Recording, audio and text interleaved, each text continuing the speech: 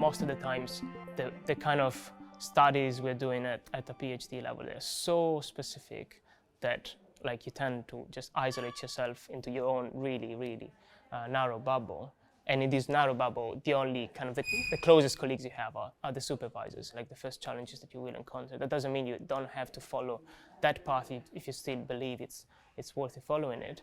But in that sense, like this kind of dialectical relationship that you build with your supervisors, of course, takes them too on your journey.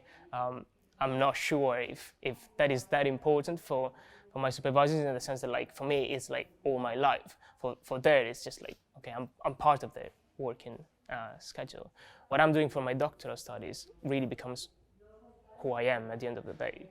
So especially with one of them who has been following me through the 3 years of RECOMS, I have built a really good connection as a person beyond a connection as a supervisor. It is an interesting thing with the supervisor, because often it feels like that's the closest person to you academically, you know, like they know your work more than anyone else. So like, you know, when you share with your PhD fellows, of course they know something about your work, but they don't read everything as your supervisor would. And I think that often your supervisor is a person who gives the most constructive feedback, and you know, like their opinion is the one that probably is the most informed.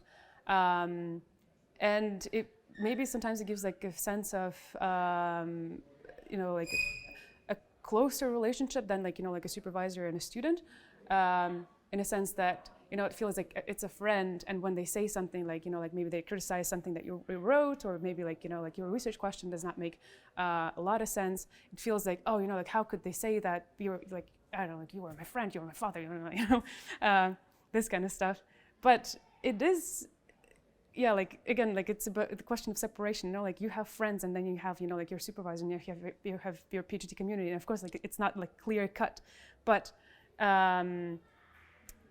it is difficult to like establish those boundaries, but those are necessary, again, not to feel overwhelmed when, you know, they say something that, you know, makes you feel sad, because it's like, oh, I spent 2 days writing this, and like how could you say that it's banal? It's not banal, it's genius.